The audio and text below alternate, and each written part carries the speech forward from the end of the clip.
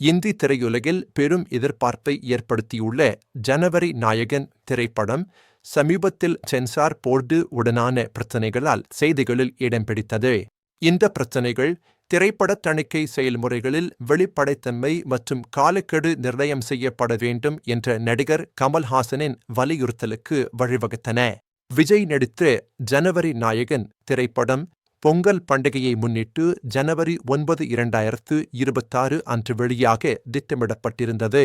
ஆனால் மத்திய திரைப்படச் சான்றிதழ் வாரியம் சான்றிதழ் வழங்க தாமதித்ததால் அதன் வெளியீடு தள்ளிப்போனது. ஜனவரி நாயகன் திரைப்படம் ஒரு அரசியல் த்ரில்லர் திரைப்படம். இதில் தளபதி விஜய் முக்கிய கதாபாத்திரத்தில் நடித்துள்ளார். இந்திய ஆயுதப் படைகள் தொடர்பான குறியீடுகளை முன் அனுமதி இன்றி பயன்படுத்தியதால் சிபிஎஃப்சி படத்தை ஒரு புதிய குழுவிற்கு பரிந்துரைத்தது. மேலும் படத்தில் இடம்பெற்றுள்ள சில காட்சிகள் மற்றும் வசனங்கள் அரசியல் ரீதியாக உணர்வுபூர்வமானவை என்றும் தூண்டுதலாக இருக்கலாம் என்றும் சிபிஎஃப்சி கருதியது. இந்த திரைப்படம் சமகால ஆட்சி மற்றும் அரசியல் தலைவர்களை விமர்சிப்பதாக கூறப்படுகிறது. இது விஜயின் சமீபத்திய படங்களில் ஒரு பொதுவான கருப்பொருள். சிபிஎஃப்சி படத்தில் பெரிய அளவிலான வெட்டுக்களையும் மாற்றங்களையும் கோரியது. ஆனால் படக்குழுவினர் இந்த மாற்றங்கள் படத்தின் மையக் கருத்தையும் கலை நேர்த்தியையும் பாதிக்கும் என்று கூறி ஆரம்பத்தில் எதிர்ப்பு தெரிவித்தனர். இதன் காரணமாக படத்தின் வெளியீடு தாமதமானது. படக்குழுவினர் மதுரை உயர் நீதிமன்றத்தை அணுகினர். ஜனவரி 9 அன்று உயர் நீதிமன்றத்தின் தனி நீதிபதி படத்திற்கு UA-16 சான்றிதழ் வழங்குமாறு சிபிஎஃப்சிக்கு உத்தரவிட்டார். எனினும் சிபிஎஃப்சி இந்த உத்தரவை எதிர்த்து மேல்முறையீடு செய்ததால் உயர் நீதிமன்றத்தின் டிவிஷன் பெஞ்ச் தனி நீதிபதியின் உத்தரவுக்கு இடைக்கால தடை விதித்தது. இந்த விவகாரம் ஜனவரி 21 அன்று மீண்டும் விசாரணைக்கு வரவுள்ளது. தற்போது படக்குழுவினர் உச்சநீதிமன்றத்தை அணுகியுள்ளனர். இந்த ஜனவரி நாயகன் பட விவகாரத்தை தொடர்ந்து நடிகர் மற்றும் அரசியல்வாதியான கமல்ஹாசன் திரைப்பட தணிக்கை செயல்முறை குறித்து தனது கவலையை வெளிப்படுத்தினார். அவர் இந்திய அரசியலமைப்பு சட்டம் பேச்சுரிமை மற்றும் கருத்து சுதந்திரத்திற்கு உத்தரவாதம் அளிக்கிறது என்பதை சுட்டிக்காட்டினார்.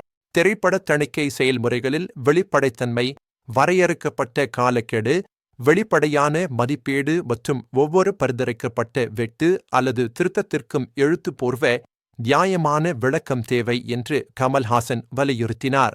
வெளிப்படைத்தன்மை இல்லாதது படைப்பாற்றலை தடுக்கும், பொருளாதார நடவடிக்கைகளை சீர்குலைக்கும் மற்றும் மக்கள் நம்பிக்கையை பலவீனப்படுத்தும் என்று அவர் கூறினார். தமிழகம் மற்றும் இந்தியாவின் சினிமா ரசிகர்கள் கலைகளில் ஆர்வம், நுண்ணறிவு மற்றும் முதிர்ச்சியை கொண்டுள்ளனர் என்றும் அவர்களுக்கு வெளிப்படைத்தன்மை மற்றும் மரியாதை தேவை என்றும் கமல்ஹாசன் குறிப்பிட்டார். திரைப்படத்துறை ஒன்றுபட்டு அரசு நிறுவனங்களுடன் ஒரு அர்த்தமுள்ள ஆக்கப்பூர்வமான உரையாடலை மேற்கொள்ள வேண்டும் என்றும் அவர் வலியுறுத்தினார். இத்தகைய சீர்திருத்தங்கள் படைப்புச் சுதந்திரத்தை பாதுகாப்பதோடு அரசியலமைப்பு விழுமியங்களையும் நிலைநிறுத்தும் என்றும் கலைஞர்கள் மற்றும் மக்கள் மீதான நம்பிக்கையை உறுதிப்படுத்தி இந்தியாவின் ஜனநாயக நிறுவனங்களை வலுப்படுத்தும் என்றும் அவர் தெரிவித்தார். இந்தியாவில் திரைப்பட தணிக்கையின் வரலாறு பிரிட்டிஷ் ஆட்சியின் காலத்திலிருந்தே தொடங்குகிறது. 1918ஆம் ஆண்டு சினிமாடோகிராஃப் சட்டம் இயற்றப்பட்டதன் மூலம் திரைப்பட தணிக்கை நடைமுறைக்கு வந்தது. ஆரம்பத்தில் தணிக்கை விதிகள் சீரற்றதாக இருந்தன, மேலும் வெவ்வேறு தணிக்கை வாரியங்கள் வெவ்வேறு விதிகளை கொண்டிருந்தன. 1952ஆம் ஆண்டு சினிமாடோகிராஃப் சட்டம் மத்திய திரைப்படச் சான்றிதழ் வாரியத்தை நிறுவியது. இது சென்சார் போர்டு என்று பொதுவாக அறியப்படுகிறது. சிபிஎஃப்சி மத்திய தகவல் மற்றும் ஒலிபரப்பு அமைச்சகத்தின் கீழ் செயல்படும் ஒரு சட்டப்பூர்வ அமைப்பாகும். இதன் முக்கிய பணி சினிமாடோகிராஃப் சட்டம் 1952 இன் விதிகளின் கீழ் திரைப்படங்களை பொதுவழியில் திரையிடுவதை கட்டுப்படுத்துவதாகும். ஒரு திரைப்படம் சிபிஎஃப்சி ஆல் சான்றளிக்கப்பட்ட பின்னரே பொதுவழியில் திரையிட முடியும். சிபிஎஃப்சி 4 வகையான சான்றிதழ்களை வழங்குகிறது. UA, A மற்றும் S. சான்றிதழ் செயல்முறைக்கு திரைப்பட தயாரிப்பாளர்கள் ஆன்லைன் மூலம் விண்ணப்பிக்க வேண்டும், தேவையான கட்டணத்தை செலுத்த வேண்டும். பின்னர் சிபிஎஃப்சி அதிகாரிகள் படத்தை பரிசீலித்து சான்றிதழை வழங்குவார்கள். விண்ணப்பதாரர் சிபிஎஃப்சி இன் முடிவில் திருப்தி அடையவில்லை என்றால் அவர்கள் முன்னர் திரைப்படச் சான்றிதழ் மேல்முறையீட்டு தீர்ப்பாயத்தை அணுகலாம். இருப்பினும் 2021ஆம் ஆண்டில் FCAT ரத்து செய்யப்பட்டது.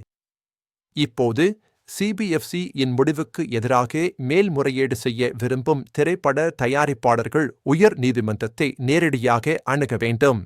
கடந்த காலங்களில் பல திரைப்படங்கள் தணிக்கை தொடர்பான சர்ச்சைகளை சந்தித்துள்ளன. 1975ஆம் ஆண்டில் அவசர நிலை காலத்தில் அரசியல் கருத்துள்ள படங்கள் கடுமையாக தணிக்கை செய்யப்பட்டன. சஞ்சய் காந்தியின் அதிகாரத்தை கிண்டல் செய்த கிஸ்ஸா குர்சி கா போன்ற திரைப்படங்கள் சென்சார் போர்டு சான்றிதழ் மறுக்கப்பட்டு அதன் அசல் பிரதிகள் எரிக்கப்பட்டன. பஞ்சாப் 95 போன்ற சமீபத்திய படங்களும் தணிக்கை பிரச்சினைகளை எதிர்கொண்டுள்ளன. இதில் CBFC 127 வெட்டிகளை கோரியதாக கூறப்பட்டது. இது சங்கடமான கதைகளை வேண்டுமென்றே ஒடுக்குவதற்கான முயற்சி என்று இயக்குனர் வாதிட்டார்.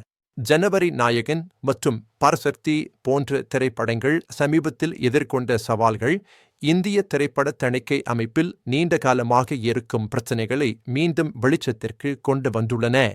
படைப்புச் சுதந்திரத்திற்கும் அரசாங்கத்தின் கட்டுப்பாடு மற்றும் ஒழுங்குமுறைக்கும் இடையிலான பதற்றம் தொடர்ந்து இந்திய திரையுலகில் ஒரு முக்கிய விவாதப் பொருளாக உள்ளது.